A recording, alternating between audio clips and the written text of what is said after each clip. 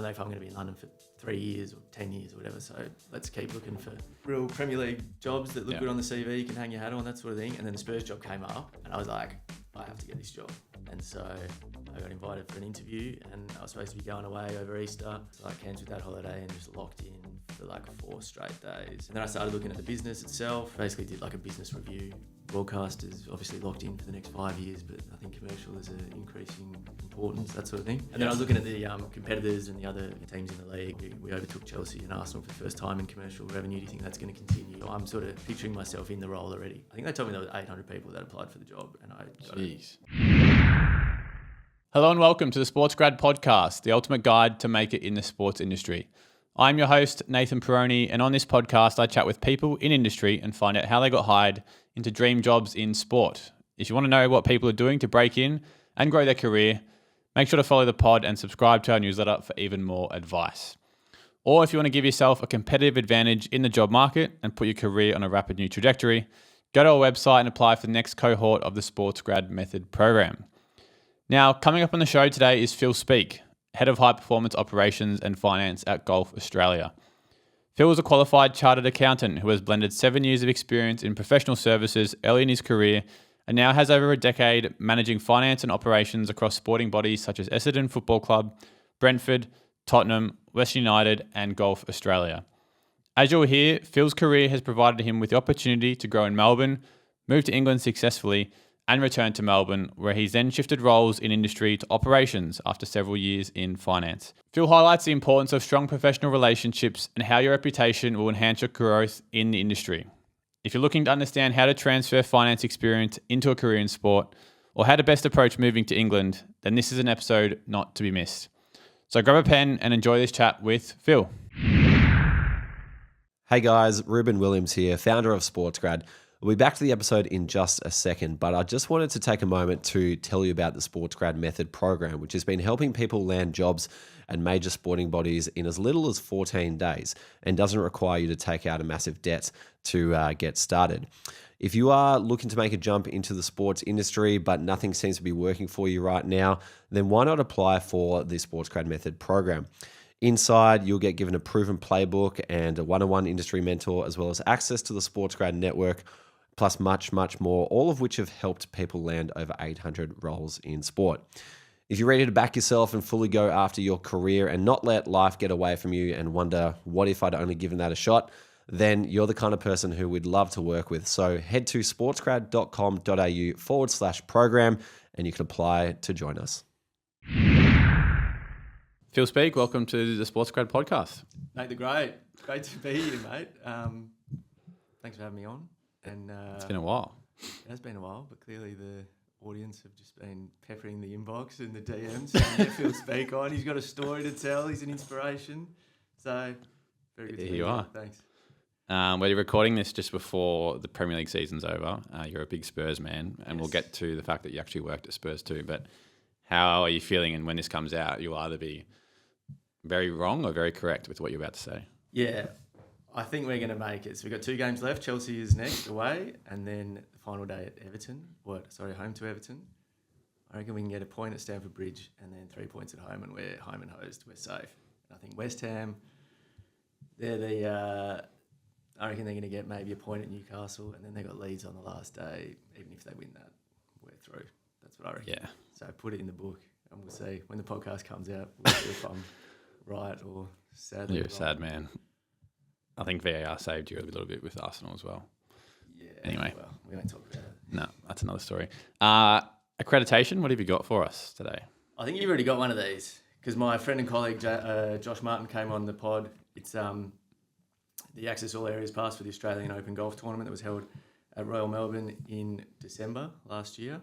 So at least I'd only been working at golf for probably like 2 or 3 months at a time, but what an opportunity to see a lot of the world's best golfers. Obviously Rory McIlroy was there, and then you had all the Aussies that were taking part, and it was just like a big, huge event. I'd never been to a golf tournament before, and just really like impressed with how it was, and it's completely different to any other sporting event that I've been to. Yeah. Obviously you got 18 holes going on at once, and there's all the golfers are all over the place. What did you get? I know you're in like the ops finance world, but what did you get to do on the day? Honestly, I was wandering around trying to soak it all in. We had a couple of our athletes, like the junior Australian athletes, taking part. So I was just keeping an eye on them, and it was more about learning for me. Like I wasn't there in a critical role trying to, make sure things are working or anything like that. I was just there to learn at that stage, and yeah, it was good. Good few days. Love it. But I've also brought it in this because I think you already had this. We Josh. can get you to sign it as well. Oh yeah, well that'll be worth it. Add a bit extra touch. And I've also brought in this. It's an Essendon Footy Club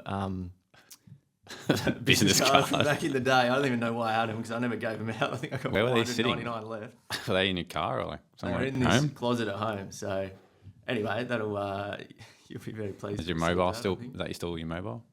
No, that's the old mobile. So you can ring her, but I don't know who's going to answer. Well, no one's brought in two, so we'll take it. So thank you for that. It's a kind donation. We like to start with some quick-fire questions to get a bit of background on you. So what inspired you to work in sport? Well, I just always loved sport. I think that's probably a common answer for you for that question. Just watched it growing up. If TV was on, then the sport was on. So footy mainly, well, footy in the winter, cricket in the summer, soccer, Olympics, whatever. So I would always, just be watching sport and thinking about, I don't reckon I'm probably going to get there professionally. So like a lot of us. Yeah, that's right. How can I, how can I be involved long term? So I think that's just sort of where the dream started. Love it. And first ever job, and then first ever sport job? First ever, well, probably. I thought this was funny when I saw you mention this in your answers. First ever job and first ever sports job was selling footy records at the MCG when I was 14 years old. So I was a little. Is that common? 14 seems very young. Well, we get paid cash. I don't know what the what the work cover situation was like or any of that. But so you get the uniform, you got the fluoro thing on, you got the red apron, records, footy records, 350. Back when they were 350. Yeah, you get all the punters walking from Richmond Station, and then then you go into the ground at like quarter time with all your takings and all the leftover records, and then you can watch the rest of the match. So yeah, you got like, I don't know, $30. You go buy a Coke and a pie, and then you're just watching footy for the rest of the night. So yeah, it was good. Love it. That's very good. No one's ever come on and said that. So I have a lot of admiration for those guys that still do it today. So nice to hear you're an alumni. After high school, any extra study? Yeah, so I went to uni. I studied Bachelor of Business and Accounting at RMIT. And then I pretty much straight after that did my professional qualifications, so Chartered Accountants program, which took about 2 years, 2.5 years, I think. Mm-hmm. So I didn't want to, I just wanted to keep studying, get it all done, and then I haven't really done anything since. That's right. Get it all done, get it out of the way. Got some cool jobs on the resume. One interview question you're asked to answer for any of the jobs you're in, or a question you like to ask people you hire?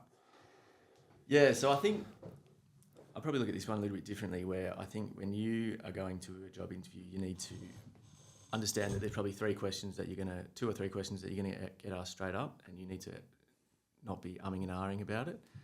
So one of them is, what do you know about this club or this organisation? Mm. And I don't want you to say Essendon, well, it's been a pretty tough year, and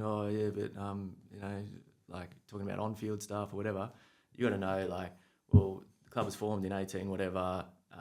Obviously, AFLW, AFL, VFLW, VFL teams. You got 60,000 average attendance, 80,000 members, turnovers 80 million, whatever it is, to show that you know about the club. Mm-hmm. And then the other question is probably why do you want to work here? Your answer shouldn't be because working in sport is cool, and I want to hang out with the players or anything like that. You got to, it's going to be different for every person. But I looked at the job spec and it seems like the next step in my role, next step in my career, and I want to give.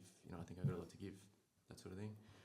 And then the other one is that people don't really think about is tell me a bit about yourself, and that's your opportunity to you can set it out however you want, but that's your opportunity to freestyle a bit, and you can talk about why you're here, what your passions are, and where you want to get to, and I think that's a good opportunity where if you don't think about those questions, you are sort of a bit on the spot. But those are the three very common questions that you should be prepared for. Yeah, that's a fair point. I like it.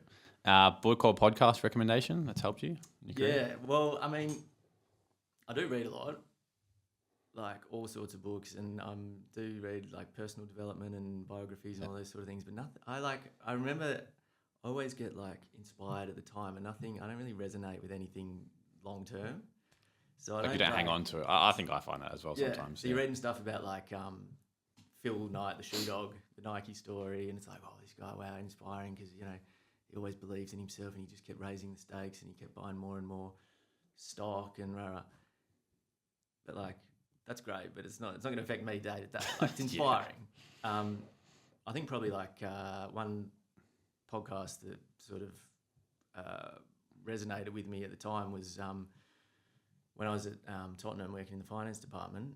There was this podcast that came out called The Price of Football, and it was basically these two English blokes just talking about all the finance stuff that was happening in the football soccer world, from the top, like how much does a World Cup cost to run, or Chelsea won the World Club Cup, how much profit do they actually make from that, because they get 100 million prize money, but they got to pay the players, and then they got to whatever.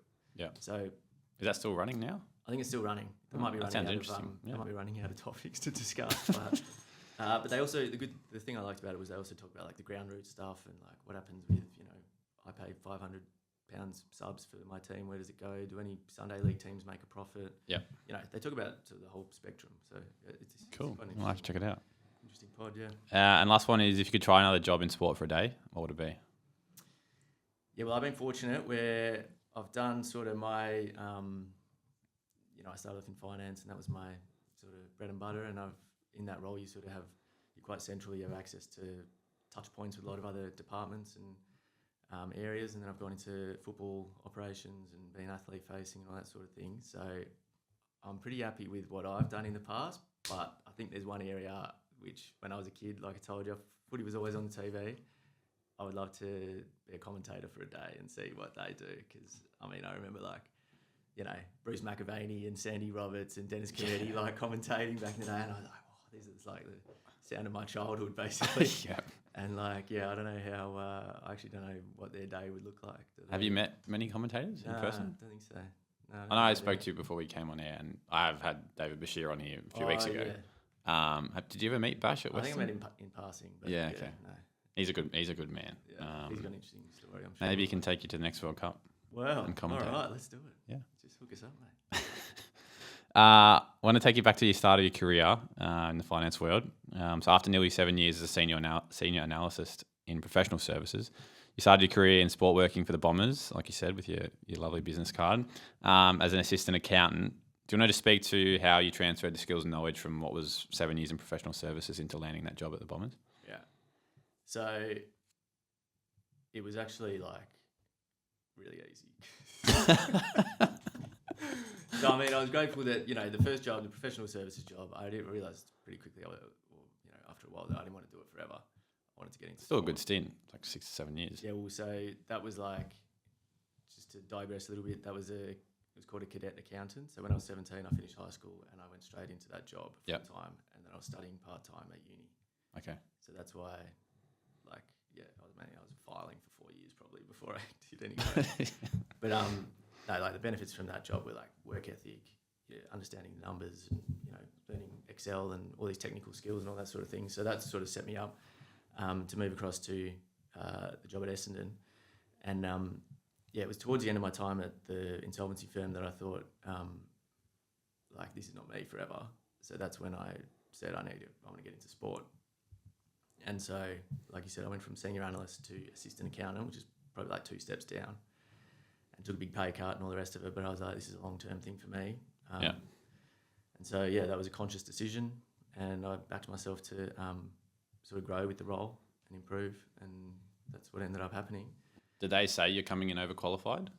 I think there was sort of a some people would say that. Don't expect that you're going to be, getting promoted, every 5 minutes just because you're sort of overqualified. We do need someone to do this, grunt work. Yep. So I understood that, and so I kind of, numbers are numbers. Like they come in and I know how to use Excel and they show you how to use the accounting software and away you go. Like, yeah, it's pretty similar stuff. I know some key connections for both of us and how we connected at Western. So Chris Palavanis, Daniel Galea, any of those guys in those interviews? Chris Palavanis, yeah, great man. Greek. Yeah, he got me in, and so he was a big ally for me. So he got me in, and was he CFO at the time? I think or he was not quite. I think he might have been like GM of corporate service or something. But Yeah, okay. Kind of, yeah. Yeah. So yeah, he took me under his wing, and the rest is history, mate. We'll come back to how he plays a part in your story later. Yeah. What were some of the key parts of the role when you were in the Bombers? So the title was accountant, or looking after the football department and the venues. So the venues are like the pokey venues, so Windy Hill Social Club and Melton, and also the Windy Hill Fitness Centre, so gym we got out there. Were you at the hangar at that time or no? Yeah, just moved into the hangar. Yeah. So, the venues sort of, you're doing the P&Ls for the bistro and the pokies and whatever else functions and that. But then obviously the exciting part is the football department. So I was sitting down, my desk was in the football department and, looking after those P&Ls across, all the football spend. And then the exciting part for me was the salary cap. So I was doing that and, I was thinking, this is pretty good, isn't it? I'm just going into this job. Football manager in real life. Yeah. But I think you sort of previously, it wasn't like day one, here you go, here's all the player salaries. Like you got to earn your... what do they... I assume there's some sort of process of having trust to then be like, yeah, we believe that you're okay to now take this on. I think, it was probably maybe 6 months or a year. Yeah. But then I'm all of a sudden sitting in list management meetings and we're going, yeah, right. How are we going to get this player in for $1 million? Phil, can you just, figure it out? And yeah, that was a pretty cool role. That is pretty cool. Yeah. And what was some of the other extracurricular stuff you got up to? Like, I know you're in finance, but I'm sure there was, I don't know, helping on game day or in the rooms or stuff like that. So, probably one of the cool things was access to the hangar. Like, it's just this playground outside. So we'd play indoor soccer heaps, a couple of times a week. You got the big gym there and the pool and all that sort of thing. But probably the best and most unique thing was, so when John Worsfold joined the club, he said I've been here for a few weeks. I've noticed there's a little bit of a disconnect between the football department and the non-football departments.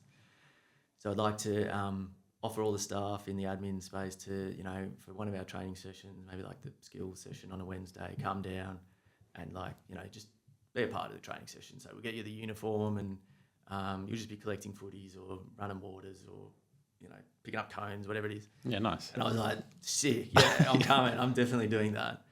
And so I was there in the first week, there was probably 8 or 10 of us. And then the novelty started to wear off for a couple, but I was there early every day. What are we doing today? We'll show. And then by probably a month or two in, everyone else had, fallen by the wayside, back up at their desk doing work. And it was just me. And so then they got me doing all this extra stuff all right, Speake, can you kick a footy up to this pack? And then, you just roll the ball along there. And so I'm there and, the players and the coaches on the field, it's awesome. And then they're going get this tackle bag on. We're going to, we're going to have the players smash into you. Then they pick up the ground ball and kick it on. I'm getting these bloody Tom Bell Chambers is smashing into me, about 200 kilos. But yeah, it was awesome. And then that's sick. I sent you a photo, one day when I was at work, one morning, and I'm just making my breakfast or whatever, and I get these messages going why are you on the back page of The Age? And it was me, with a tackle bag on, bumping Andy McGrath, who had just joined the club. You've sent this to me? Yeah. I can't even remember it. I sent it to you a few days ago. Oh, as part of the questionnaire. Yeah. Sorry, I haven't even looked at them. And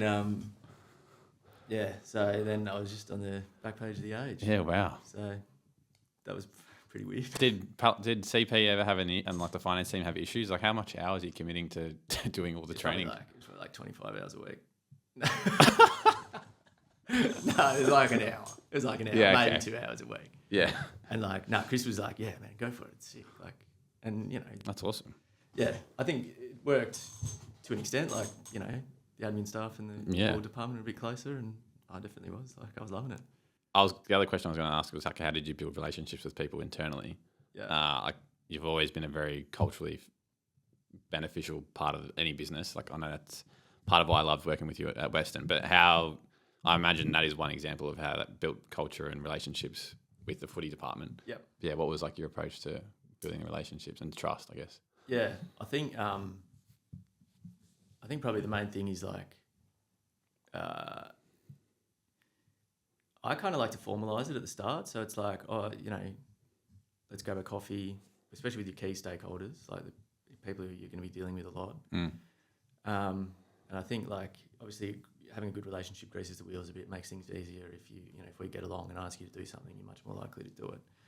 But then I think the main thing really is your credibility. So if you need to do things that you say you're going to do, that's what really builds your relationships internally. Like you can be a good person, but if you're not doing the work, like good on you. Like you got to have both, fair. really. Yeah, good point. Sounds like a very beneficial experience, and I imagine some of that football exposure probably helps you lean on that a few years later at Western, which we'll get to. So you make the move to the UK in 2017. I think this is part of like the cool parts of your story as well, without knowing some of that Bombers stuff. Just how challenging was it to land your first role moving over there? Like something everyone always speaks about. Should you be on the ground to get yourself a job, or can you do it from here? And then you landed at William Hill, which wasn't sport, but was sport a priority going over? Yeah, it's hard. It's really hard. So the main thing is for me, like you can try to reach out, network, whatever, when you're in Australia or when you're away from your destination, UK, London, wherever it is. But if you put yourself in the shoes of a hiring manager or, the person that's over there, like an email or a message from some random from Australia, like it doesn't hold that much weight. And until you're on the ground, like I tried that method, trying to build a bit of a network over there. It's probably better than not doing anything, but I think if you think you're gonna, and again, this is my experience. I'm sure people get jobs when they're based internationally. But I think there's a lot of risk for a hiring manager to put any faith in you if you're overseas. You haven't even moved to London at the time. How long were you there for before you got that job? Probably. So it was about 3 months before I got that job. Yeah. So I'd gone over there with the idea of I've worked in sport before, so I've got the resume. So I've worked at Essendon for 3.5 years or whatever, and that's going to be my next step is to go into a Premier League team, basically. Yeah. So I get over there and dealing with all these recruiters because the UK is very heavily recruiter focused, and I had some bad experiences with them where they don't always. It seems like they're not always honest with you, or they'll say like, "Oh yeah, I know all these people at Premier League teams. Let me ask a few questions and get back to you." And then the next week they go, "No, there's nothing there, mate. Do you want to do this retail manager job at wherever?" And you're like, "No." But anyway, so I had a couple of interviews, and then it became pretty apparent that people don't know what the AFL is, so that was hard. People go, "Oh, Essendon Footy Club, is that like soccer?" Yeah. Well, no, it's AFL. Oh, rugby. And you go, sure, whatever. That helps you, yeah. Yeah. And you try and explain, like, well, like I said before, 80,000 members, average attendance is Highest level, 55,000, whatever, and they're going, okay, well, I never heard of it, so. But yeah, so anyway, had a couple of rejections, which is fine, that happens, and then so then I started going, all right, I just need a job now. Yeah. And so contracting is quite big in the UK, especially in finance. And so there was this job for McDonald's, finance analyst. And I was going, oh, good. All right, finally, I'm going to get this job, right? So I go to the McDonald's, get rejected. And I'm going, this is unbelievable. Like, I can't even get a job at McDonald's. Like, it sucks. Yeah. Anyway, finally I got the job at William Hill. It was fine. Like, it was a 12-month contract, finance analyst in some project they were working on. So that was good. But that was and I had 1 week notice period. There was no it was just a stepping stone. Yeah, stepping stone, keep the lights on, that sort of thing. But it sort of allowed me to keep looking for other jobs and settle into London life. Yeah. And so how do you then find yourself at Brentford, which at the time, obviously Brentford is now a Premier League side, but they were a championship team. Yep. How did you, was that a recruiter that helped you out there? Or? Yeah. So that was a good experience with the recruiter because he got me the job. Yeah, I don't remember exactly whether he approached me or I approached him. I started the first contact, but yeah. So it was. I'd just been looking for jobs in sport. It was probably like 10 months I was at William Hill, I think. Which it's kind of sport adjacent. So I wasn't entirely in the wilderness. Yeah, they tap into the sport world, of course. Yeah. And so the job came up, finance manager at Brentford, and like I was thrilled. Like that's a good job. And it was kind of 2IC, so it was like directly under the director of finance. Yeah. So I was looking after the day-to-day financy stuff. What's the structures of a finance team look like in So a championship level team at that point? I mean, it probably varies a lot because of the size of the clubs. So Brentford's quite a small team. But it was like director of finance, and then finance manager, and then like management accountant, or probably 2 management accountants, and accounts payable, accounts receivable, and assistant accountant. Yeah, okay. So 4 roles underneath me. But yeah, that was a good stepping stone, and I was in sport, and we had this little like office underneath the corner stand of Griffin Park, which is like this tiny little. So they weren't at the G-Tech, which they are now. No, it was before. Okay. Yeah, it was the old stadium. So it was like old. It was like 100 and something years old, and it was falling apart. So that's why they moved. Were they still out that part of the world, like near? Yeah, it's probably like a 10-minute walk to the new stadium. Yeah. Okay. Yeah. The new stadium's nice. Could you see? I can't even think of where were they finishing at that point in the So they were finishing. They were like 11th in the championship, I think, when I left. And Dean Smith had just been poached by the manager. Had been poached to Aston Villa. Yeah. And then Thomas Frank had just started at Brentford, who destroyed Spurs. But he did very good things for Brentford. Oh, he did great things at Brentford. Maybe he should have stayed there. But anyway, and it was a really, it's an interesting club because they were doing things a little bit differently. The owner is this really smart guy, Oxford educated. Still the owner now? Yeah, Matthew Benham. So he's got an interesting story. He was like a PhD in mathematics or something like that, and he used all his smarts to. He was like one of the first XG guys, I'm pretty sure. Yeah, right. And so he made a lot of money betting on World Cups and certain football matches before he was an owner. Yeah. And then he made millions and millions of pounds, and then up buying Brentford, and then used those same sort of formulas or algorithms or whatever. Yeah. To select players and do stuff like that. So the data approach. Yeah, I think they still speak about that now. I'm pretty sure Brentford as well. Yeah, it's really impressive what they do there. Who were some of the big players? Was Ollie Watkins there at that time? Yeah, Ollie Watkins. So I mean, there's quite a few that have then gone on to good careers. Yeah. So the kind of part of the model, which is why it was so exciting, was they'd buy these players for like £500,000 from the French second division or whatever, and then sell them for 20, 30 million. So they were just really. So you had like Ollie Watkins went to Aston Villa for £33 million. Said Benrahma went to West Ham for 20 million something. Brian Burmo got promoted with them and then went to Man U. There were plenty. There were heaps of others. Yeah.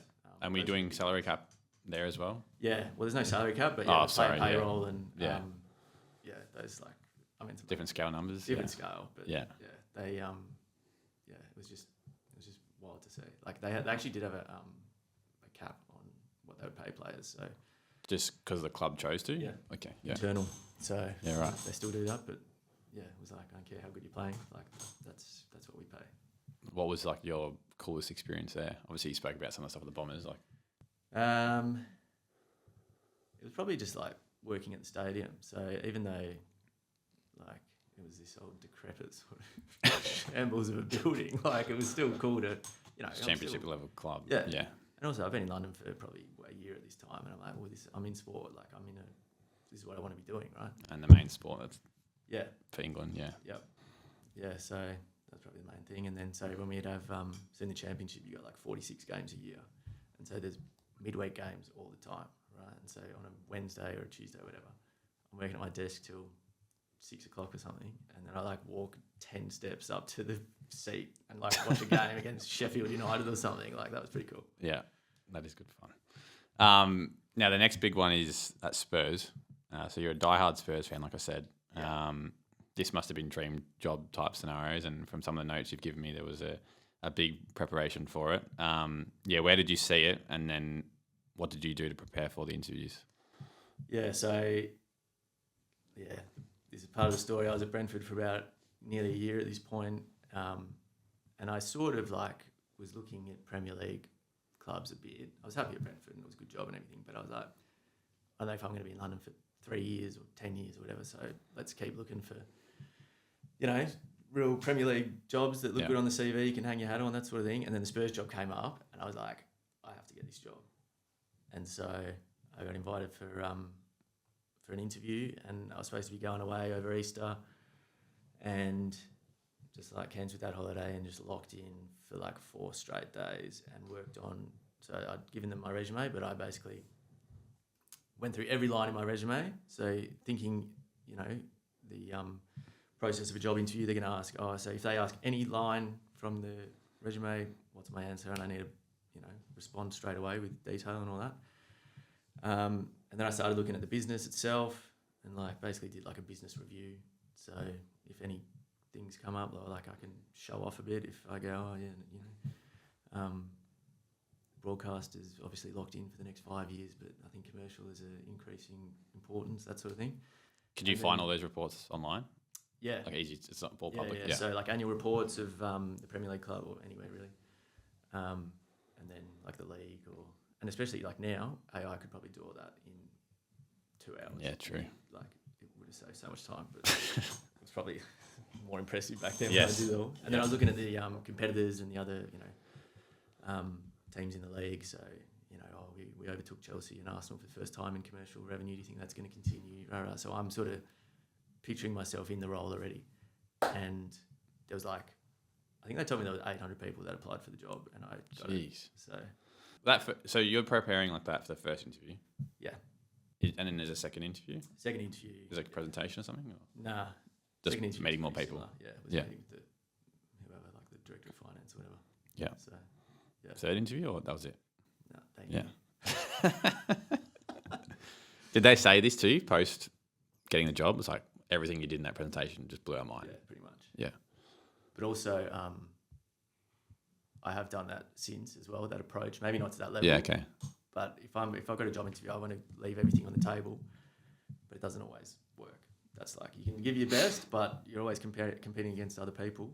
And like, I don't feel, if you've been rejected from a job interview, but you give 100%, it's like, that sucks, but I know that I did my best, left everything out on the field. Yeah, I respect that. What's the scale like when you're at Spurs in terms of like player wages, sponsorship deals?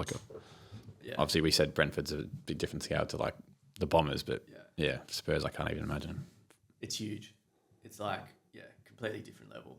But I think the thing is you sort of know about it if you follow the football news or whatever. Like, that, it's not a surprise that you get there and, oh my God, Harry Kane earns whatever.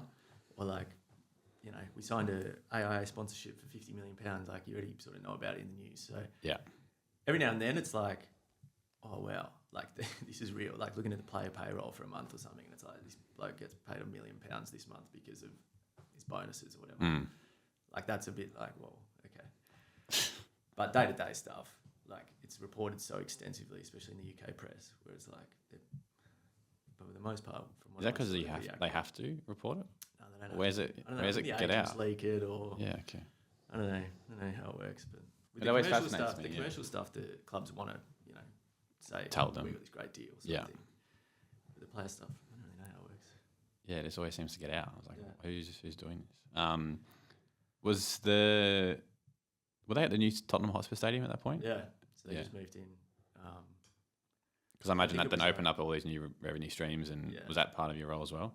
Yeah, so I was looking after the commercial department and like media and marketing and content, but the main part was commercial, which is awesome. Like it's so interesting, especially you feel like you're at the top table, like one of the top sporting organisations in the world.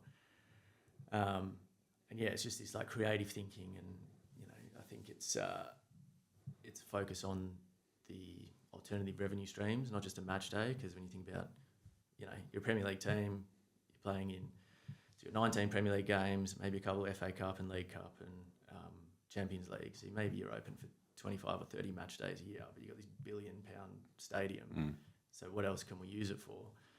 And so that was like the commercial and the like the new business and business development teams would be looking at like how can we utilise the stadium. So obviously NFL was a big one. Yeah.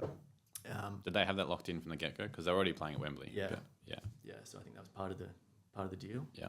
And that's why they had the retractable pitch and all that sort of thing.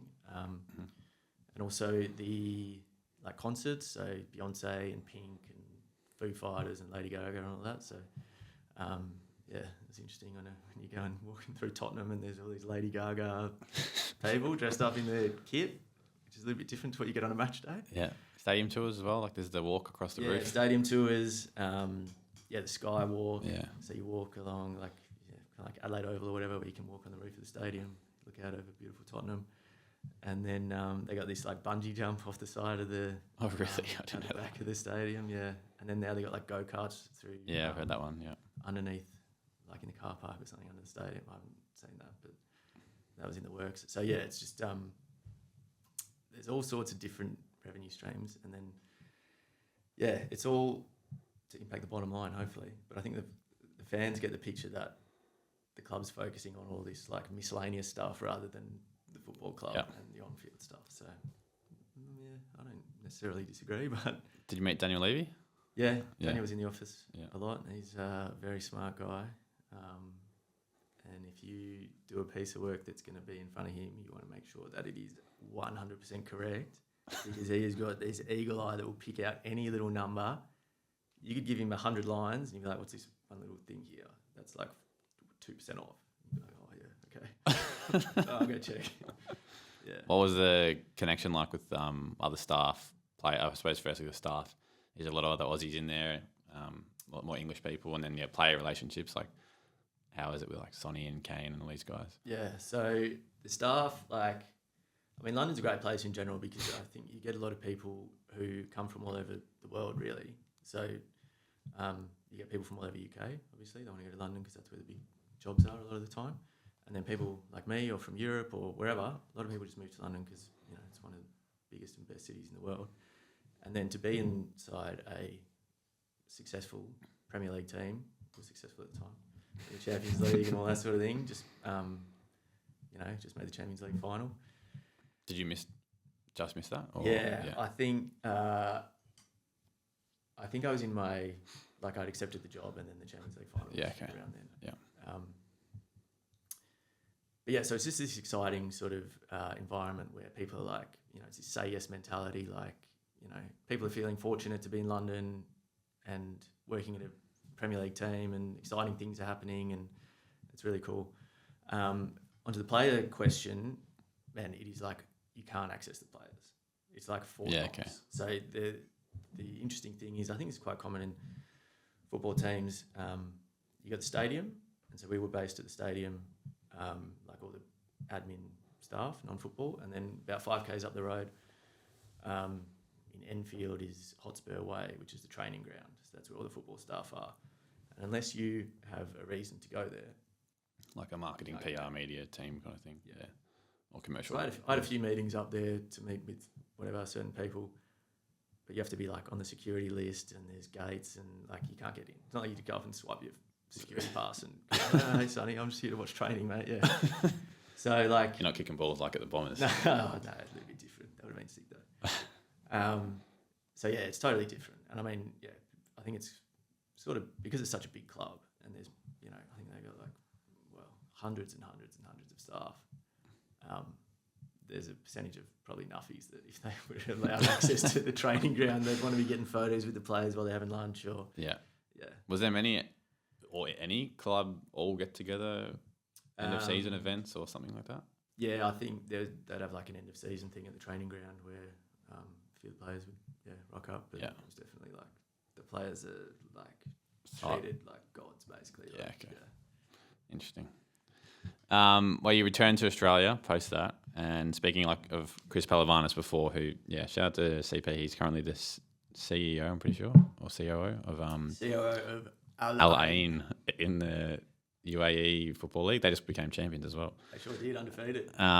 He used to be the CEO at Western United, and so that's where you then end up. But you go into footy ops, which is obviously very different to finance. So, how do you go from a finance guy into football operations manager at Western?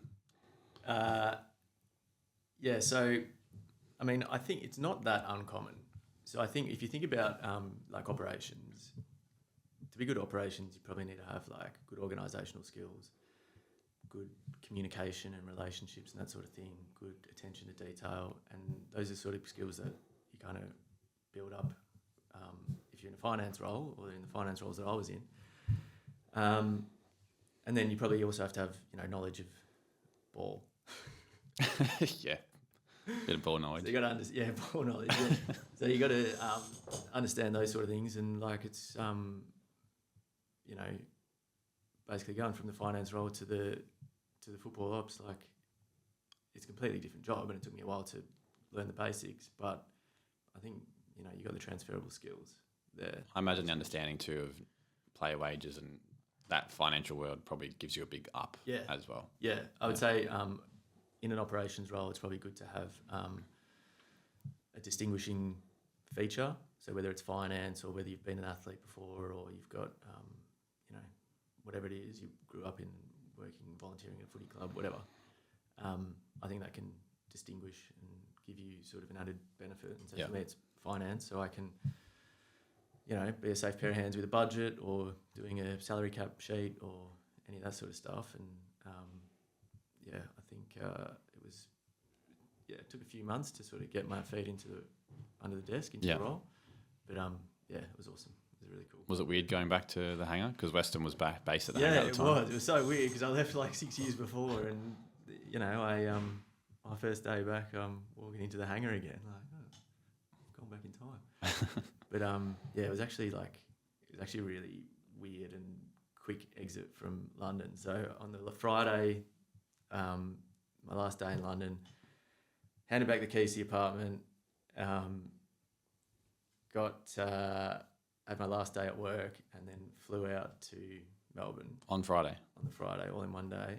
And then on the Monday I started at Western because it was pre-season and we were coming up to round one. So was the job advertised? I can't remember if the job got advertised or was it just a phone call. Well, I don't know, but how it came about was I rang the great Chris Pelavanis and said, mate, I'm coming back to Melbourne. And he goes, I've got a job for you. And I was thinking, well, CFO would be a pretty good job, or GM of finance, no. I want to do football ops. And so, I took a look at the job spec and I was like, this is cool, I'll try it, and I'll give it a go. Like, it sounds fun and interesting and different. Yeah. And, if I don't like it, well, I don't have to do it forever. So, but it was awesome. It was a really cool job. Love it. What did that role look like for those that don't know? I think I always think of you as like you're the main connector to almost all the departments as a footy ops manager, especially when we're at Western, quite a smaller team across the board. What did it look like? Yeah, so it's like a central role in the football department. So you report directly to the GM, but also you're working with coaches, players, other football staff, and then other departments within the business. And so, anything. So if you're in the commercial department, you need to get a player to go do an appearance or whatever. That'll go through me, and I'll, talk to the players, and they'll send them over. But then also, so the coaches have got a specific way that they like to do things. So working with them and the kit man, and just to get training on and the match days sorted. Match day is a big part of it, home and away.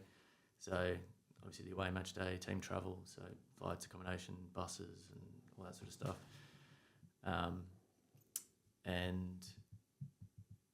Obviously a bit of finance stuff, and it's quite a lot of things to a lot of people. And actually probably one of the best, most enjoyable parts for me is being athlete facing, dealing with the players, running around the training pitch sometimes, but when you get like the international players coming in, like, I was going to ask you about this because you're the guy. You're the guy. Yeah. So you'd have a player coming in from Brazil or Japan or whatever, and like they don't know anything. Like, how could they? Like, they're moving to Australia for the first time ever, and so you got to set them up with like meet them at the airport. Got to have their visas ready, obviously, in the lead up. You're organising medicals for them and finding them a place to live, and a car and a school for their kids, that sort of stuff. So it's kind of like, imagine if you were to move to Japan. It's like you need someone to help you do all that stuff. And they were generally very appreciative of it. I enjoyed it, so it was cool.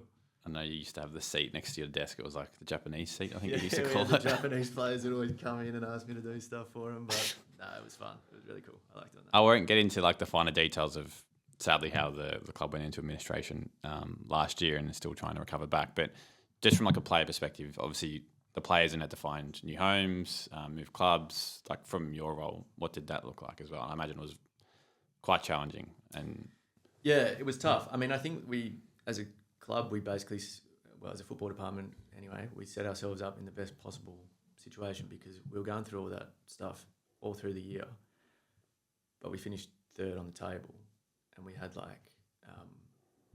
players were performing really well, and so I think they did themselves a service in that it was like a 12-month shop window really, and so a lot of the players got selected to go to other A-League teams, a couple went overseas, and then in terms of the staff, I think it's been tough on a lot of them.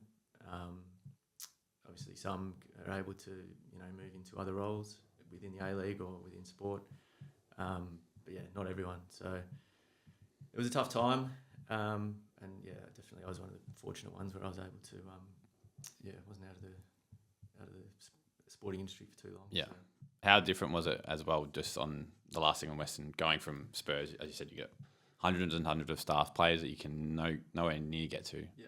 And then you have players walking up and down the office with Western, and we were all like a tight-knit family. Like right. For you, how much of a difference was it? I mean, you just can't compare it. They're just so completely different that it's like, and especially my job was two different jobs for me as well. So it's kind of like, I was working in this big corporate giant and then going to work for a local footy team. Like, there's pros and cons for both, obviously, but definitely there's a lot of benefits for working at a small team like Western, where everyone, like you say, family vibe, and everyone knows everyone, and everyone's pulling together a common goal on the weekend, that sort of thing. So yeah, but honestly, the scale of things, you just you can't compare. Yeah, it's just too different for sure. And like you said, you were very fortunate to find a way pretty quickly out to a new role, where you're now at Golf Australia, where you combine all that finance and ops experience, and you're head of high performance operations and finance. Did you create the role yourself? Well, I don't know, man. It was lucky, wasn't it? Because it's just like a perfect blend of everything. Yeah, exactly. So it was a new role that they hadn't had before. It's pretty close to a CV that I would have, or a job spec that I would have drawn up myself if I could have. Yeah. But yeah, I mean, for me, because I was thinking when Western was sort of hitting the skids, I was thinking, well, operations jobs are hard to get in A-League or AFL or whatever, I might have to go back into finance, which, sure, if I have to, whatever. And then this job came up and it was like the sort of blend of high performance, finance, operations. And I was like, well, awesome. So good, really, really lucky. And yeah, right place, right time sort of thing. But I think it's one of those things where, I built my career up to this point, that the job becomes available and I'm the best positioned to take it. So, it was fortunate, but also, it was years of building the CV as well. And what are some of the key parts of that role now that you're in there? Yeah, so, I mean, there's the finance side of things, which is basically, obviously looking after the budgets and doing the forecast and making sure that, we're spending effectively and efficiently and all that sort of stuff.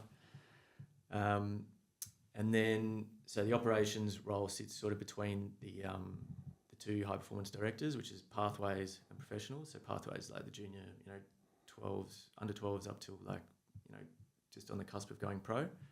And then professionals is sort of the first 5 years of a professional's career. So we have a bit of a influence over that. We stay in contact with those athletes and keep the relationships, because the first 5 years is tough to go from an elite amateur where, it's like you're in a team, you're in the Victorian high performance squad or whatever, you got training on Tuesdays and Thursdays and we look after you, we've got coaches and physios and everything. It's all structured, and then you go pro, you don't have any of that structure. You got to get your own flights to America for the tournament, and then you got to do everything yourself basically, and also you don't get paid if you don't play well. So there's a few things going on with the pros in the first 3 to 5 years. So we try to make it as easy as possible. Yeah. Was it hard going from we've been in clubland really for a while into a governing body? Yeah. Like, very different or similar?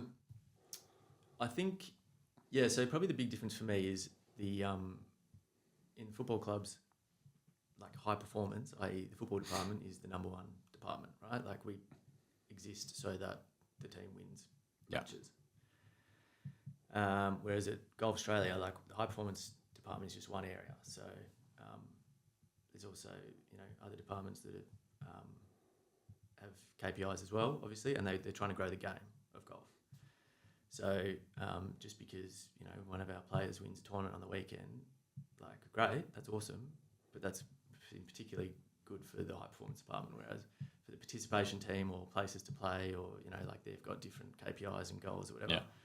Whereas I think at a footy club, it's like, okay, cool, we won on the weekend or we made finals or whatever. Like that's everything ramps up to that. Whereas at golf, there's different priorities. Yeah, I understand.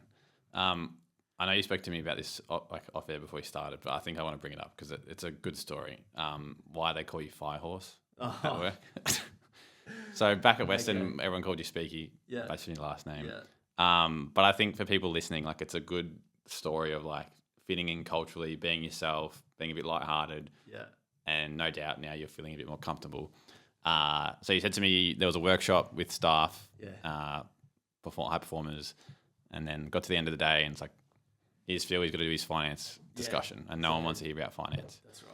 That's basically it. So we'd been in this room for 7 hours talking about, the future of the program, what our goals and priorities are for the year ahead, all that sort of thing. And I'd been in my role for probably 3 months at the time.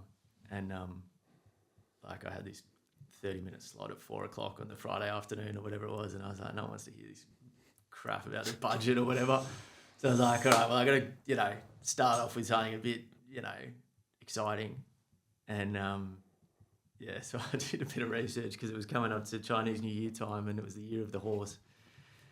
And I did a bit more reading and it turns out it was the year of the fire horse, which happens once every 60 years and like crazy stuff happens and ambitious people are rewarded and all that sort of thing. And so I'm going off on this absolute spiel about this is our chance and this is our big year to perform and all that. And I'm going to look after finance, operations and governance so that you guys can go out there and perform. It was like, it was all tongue-in-cheek, but it was like I was a coach delivering a fire-up message before the grand final. And then, so that was like everyone was sort of a bit more G'd up and a bit more excited than they were, like 5 minutes before. Yeah. And then I go, right, hey, now let's talk about the budget. Remember to get all your receipts in for your credit cards and all that. So if I had led with that, I would have just lost them straight away. Yeah. So I thought I had a bit of pizzazz. Firehorse, man. The Firehorse. So that's what they call me anyway. So, yeah, I don't mind it. I love it. No, it's very good. I wanted to speak about some other general problems, challenges in industry. So what do you think are some of the issues with the industry that you think people should be aware of before they enter? Yeah, so probably I get the vibe that a lot of people think that it's this like glamorous job and you get to go to, footy games all the time and you're hanging out with players or you're travelling to tournaments or whatever it is. Yeah, that's part of it, but also like it's a grind for, a big percentage of your week. And I think as well, like, I think if you're going to come into sport, you have to understand that the reality is you're probably not going to get paid as much as you could be in other industries. So for me, like to be working as an accountant or whatever it is, I've definitely left money on the table by being in sport. But for me, that's a decision that I chose to make back in the day, and I'm very happy with it. Because for me, I just get so much more satisfaction working in a job that I love. So I think, it's sort of don't come into sport expecting that you're going to be well paid and you're going to do all this crazy, cool, fun stuff all the time, because maybe that's sort of what you see, but that's not the reality all the time. Yeah, it's an intangible perk that can happen from time to time, like your stories right here. Career direction-wise, I feel like it's probably more specific to this world of finance, but do you need a specific degree or qualification to do these jobs? I think, yes, pretty much. I think there's ways you probably could, if you you started out in some junior finance assistant role, maybe you could get away in. But I think eventually you're going to have to do some sort of qualifications in a finance sense. And then operations, I don't know, like I said before, you probably want to have a distinguishing feature, because otherwise you're going to sort of potentially be limited about where you can reach. Yeah. So I would say, I still think there's value in. In terms of influencers and mentors on your career, who have been some of the biggest ones, and what kind of advice have they given you along the way? Yeah, well, we spoke about the great Chris Pelavanis earlier. He's been very helpful along the way. I've been very lucky. Like, a lot of my GMs along the journey have been awesome to work with. You know, Mal Impiombardo from Western, and then Brad, who's my current GM at Golf Australia. They all have different sort of ways of looking at things and different things that I think you can learn from. So I think just probably the main thing, the boring thing, is just be a good person, be good fun to be around, and like, you know, we're here to, you know, we're not, it's not life and death what we're doing, like we're here to sort of have a good time as well. But I think each person, I don't want to go into the specifics, but each person, you can glean sort of things from each person along the journey. Yeah, for sure.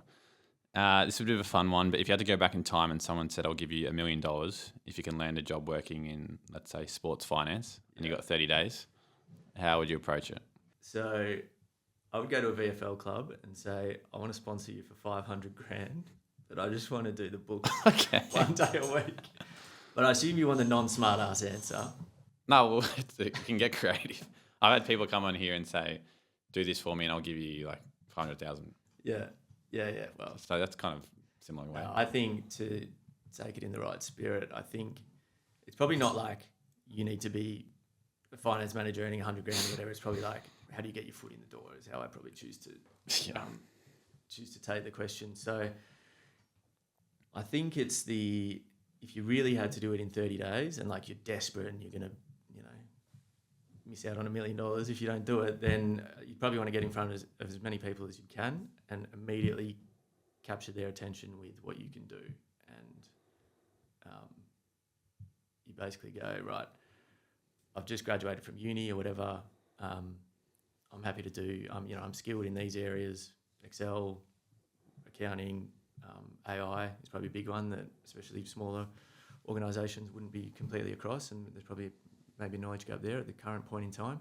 So if you can go in there and get in front of those people and say, I can do all these things, I don't want to be paid, or I'm happy to do an internship or 1 day a week or whatever, just say, what can you do for them? And then I think that's the best way to capture attention, rather than going like, hi, I'm looking for a job, or can I just talk to you about whatever? Can we catch up for coffee? It's like, I think I'm naturally disinclined to engage with those sort of things, because it's clearly, for me, it's like a transactional, like, help me get a job is the underlying sort of message. Whereas I think if you come in, you got to be proactive and say, here's what I can do for you. Yep.